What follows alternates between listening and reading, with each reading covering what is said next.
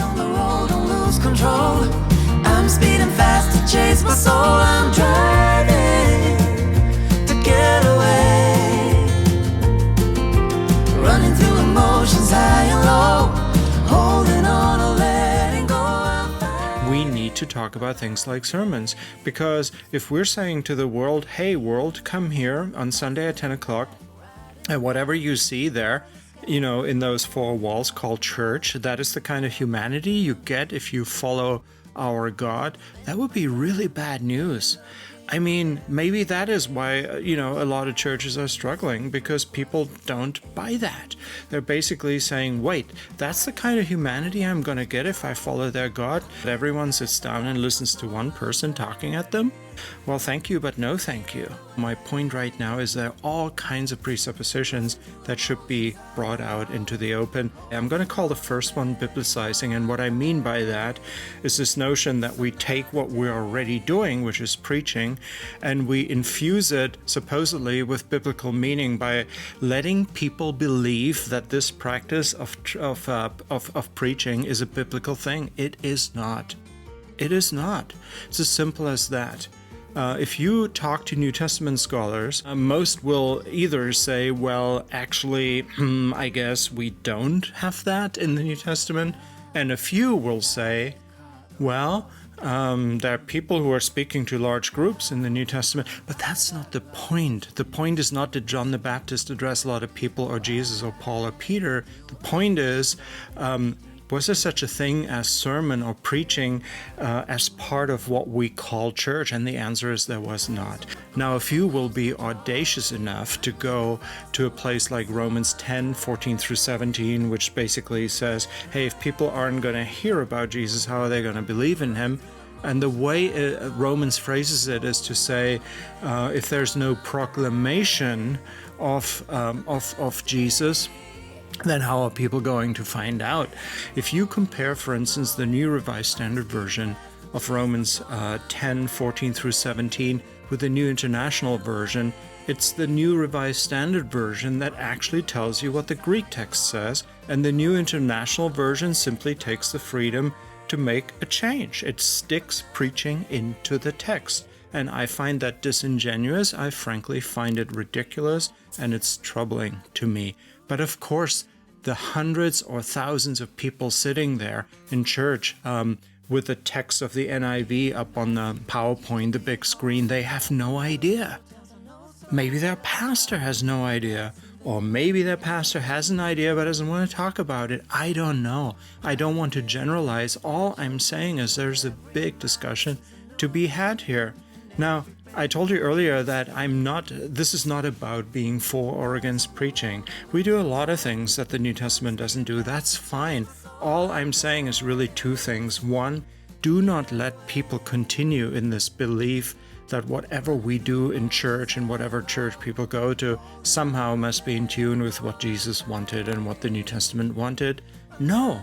It may not be. And my other point is, if you claim to have the authority to speak to the many, then please make the effort, do your homework, look at the biblical text, and then say to people, you know what, this preaching thing that we're doing, I like doing it, you guys want it, that's why you're here, that's all fine, but it's not a Jesus thing, it's not a New Testament thing. We can continue to do this, we can find good reasons for it, but let's not pretend that this is an inherently Christian thing, because it is not. People can be so desperate to try and find something in the Bible that underpins this notion of, preaching, sermons, and so on, so that we can somehow anchor it in the time of Jesus or the early church. People sometimes go to places like Acts 20, verse 9, as if that were a situation that shows that, the kind of preaching that we do, that was somehow a thing in the first century. So what happened in Acts 20? Well, the writer actually makes it absolutely clear that what happened that evening was highly unusual. A single person talked for a long time. Yes, you could call that a sermon. It was completely unplanned. It was Paul.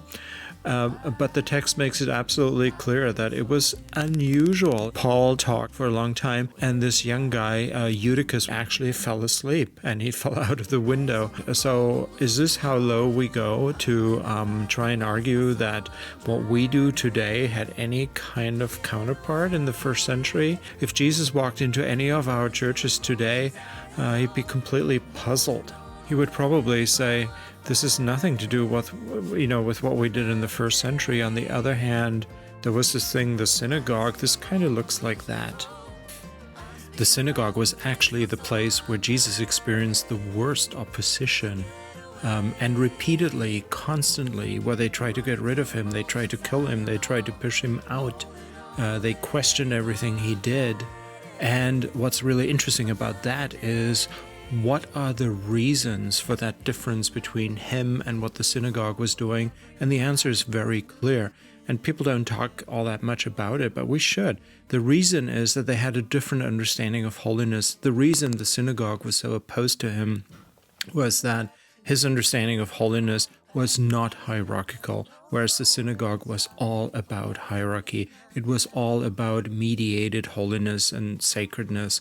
Sacred time, sacred space, sacred offices, sacred liturgy, and all the rest of it. And Jesus absolutely pulled the rug from under that. And that's why the synagogue hated him so much. Now, preaching and sermons fits absolutely into that synagogal framework. And it is not surprising that they did it.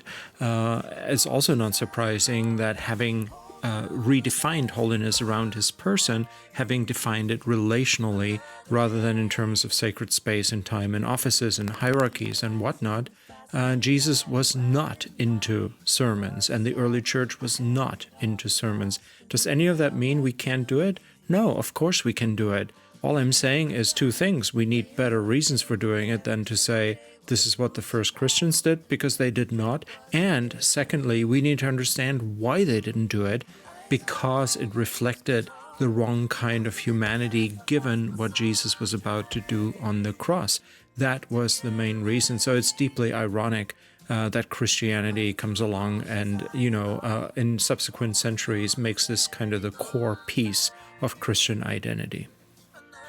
So anyway, my point is, if we have to go to Acts 20, verse 9, and say, look at that, then that just proves the point. There is no basis in the New Testament for doing sermons and, that whole preaching thing and everybody facing the front and that performance part of church. And it's kind of weird that there are denominations, there are churches who put that front and center, who basically say the sermon is at the core of our identity as Christians. Really? That's kind of sad. I would much prefer if people said, yeah, they didn't do that. Jesus didn't do that. The first Christians didn't do that. It's a later thing. It's an institutional thing. We just like it. So let's do it. All right. The second presupposition that I think is troubling is doctrinizing. I call it doctrinizing.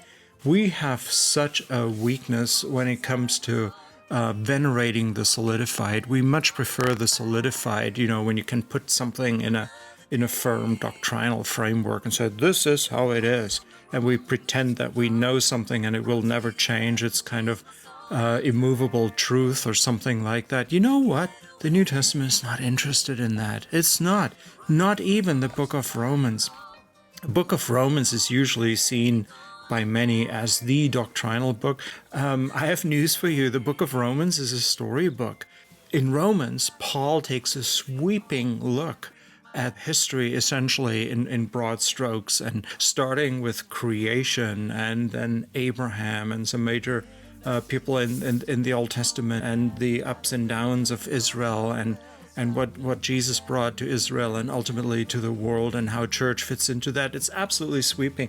It starts like this at the top, and by the time you hit the later chapters, it's very, very narrow and very localized, but not doctrinally. That is my point. It's not doctrinally narrow. Paul couldn't care less about that doctrinal stuff. What Paul is doing is he ultimately wants to talk at the end of Romans about what true community looks like. What it looks like when people come together united by their desire to follow Jesus and to be in a healthy relationality with each other. That's where it all ends up, and that is chapter 14. Romans is not a doctrinal book. So please, let's sit a little lighter on this solidifying of everything. There are churches that are so proud of the fact that they have a detailed statement of faith where, you have all these statements and paragraphs, and in some churches you have to sign and so on. Why? Why would we go for the solidified, the dead essentially, whether, even if it were true, and some of it may be true and some of it is not true? The Bible isn't interested in that, and there is a reason for it. It runs counter to what the Bible says we should be doing. That's rather different. The biblical faith is a living faith. It's not a solidified faith, sort of monolithic and all, never changing, and you put it in an ever so clever statement of faith and you make people sign for it, and so on. It's just wrong. Number 3, I'm going to call aboutism. Aboutism, in politics now, in political discourse, we've called aboutism when, you always kind of turn it back on the other person. Well, what about? We call it whataboutism. Now, I'm using it a little bit differently here. I'm using it more in a bait and switch kind of way, where, you go to church and there's this biblical text up there. If you're lucky, it's one text. If you're unlucky, it's a whole kind of potpourri of different bits of shrapnel chiseled from the Bible on the PowerPoint. You'd never do that with Shakespeare, would you? Or with your newspaper, but we do it with the Bible. Anyway, so the text is up there, and then somebody gets up and they start speaking, and you think they're speaking about the text. Well, very often they are not. The text sometimes is little more than decoration. That text up there on that PowerPoint is giving people a sense of whatever the person at the front is telling them somehow comes from Scripture. And that, to me, is a bait and switch. And, people don't notice it. Have you ever sat on a plane and it has actually changed course, but you were busy reading and you never even noticed that, you were doing this? I fly a lot. I recently was on a plane, and when I looked up from what I was reading on my iPad, I looked up and I looked at the map, in the seat back, the map, and I saw that we'd been flying figure eights. One minute we were in St. Cloud, Minnesota. Next minute we were in Eau Claire. That is what happens. People go to church. They don't realize that somehow direction is changing. They think it's all directional. It's all in tune. There's a biblical text. The pastor is saying this. I like it. Hopefully, okay, it must all be biblical. Great. And you pray and you go home. That bait and switch situation. In church, we should be more open than that, and we should be clear and transparent in terms of what we're doing, and not just put random text up there that we found with the help of some concordance. And now that we've satisfied the textual requirement, now we just talk about something. Okay, I'll do 2 more. Number 4, I call it legitimizing. This is when pastors or church leaders kind of take the stance that in this church we really preach, quote unquote, the word. We preach from the bottom up. We preach, and they might use a technical term, inductively as opposed to deductively, because we often think in opposites even when it doesn't make much sense. We still do it. So we preach inductively, and this is why we're a people of the word. You know what? There is no such thing as interpreting anything just inductively. Inductive means kind of arising from the text. Deductive means you start with a bigger idea and you come to the text with that. The reality is, as human beings, we always have to do both, and we typically do it simultaneously. It's like 2 spirals that are inside each other. One is inductive, one is deductive, and you're constantly spiraling up and down. That is how communication works, and the idea that somebody comes along and says, we are the real people of God, we're the real deal, my pastor is John MacArthur or someone, and we are people from the word. That is nonsense. Somebody makes that kind of claim, they clearly don't understand hermeneutics. And I would urge people, to invest in this kind of thing. and to be able to make their own informed decisions about what they're getting from the front. So that kind of legitimizing, saying, oh, we are for real because we actually preach the word and we do verse by verse and others do something else. Well, the people who are doing something else may actually be doing a lot more justice to the text than the word for word person. And I was once asked to preach, I think it was 3 times on the book of Ephesians, and it has 6 chapters, okay? And the church suggested to me that I could do, on 3 Sundays, I could do the first 2 chapters the first time, and then 3 and 4 the second time, and 5 and 6 the last time. And I said, no, you know what? What I really want to do is I want to preach all of Ephesians every time. But I'm going to put a different emphasis in there each time. Because that way I can actually keep the text together and I'm not slaughtering it. Now, it seems to me that does far more justice to the text in terms of honoring it than this idea of verse by verse and then calling it inductive and being all sanctimonious about it. Not a good idea. That kind of legitimizing is something we need to talk about. All right, number 5, and then I'll stop after that. Number 5, I'm going to call it empiricizing. What I mean by empiricizing is this. When you watch a movie, you know that you have to interpret the characters in the movie, right? You don't interpret whatever you know about the actual actor or actress. If you are watching A Beautiful Mind and the actor is Russell Crowe, but in Beautiful Mind he's a mathematics professor and he's not an actor, he's a professor, then what do you need to interpret A Beautiful Mind, to interpret that movie? Do you need Russell Crowe or do you need the math professor? You need the professor, of course. You know that. There's nothing worse than when people can't get the actual whatever they know about the actor out of their mind. It destroys the experience. You're looking at the wrong person, if you will. One is the empirical person. Russell Crowe has a fantastic ranch in Australia. He's also a good actor and he's rich and this, that, and the other thing. None of that matters one iota for interpreting the character that he plays in A Beautiful Mind. My point is, let's not invest in the empirical author or the empirical audience of what we're interpreting because A, we don't have access to them, and B, it wouldn't help us even if we did. Let me give you an example, and this is so bizarre. Even scholars constantly fall into this trap. If you take a study Bible and you look at, let's say, Mark's Gospel or any biblical book, and you read that introductory piece at the front end where it asks some questions about who wrote what, when, where, those questions are all empirical, and even if we could answer them, they wouldn't actually help us interpret the text. Whether Mark was called Mark or Gustav, it doesn't matter. His shoe size doesn't matter. Whether he had muesli for breakfast doesn't matter. What matters is that here we have an author who writes from a particular vantage point. If we understand the vantage point, and that's enshrined in the piece itself, if somebody writes as a teacher, it reads like something written by the teacher. If we pick up on that, we've just made good strides in terms of interpreting that well.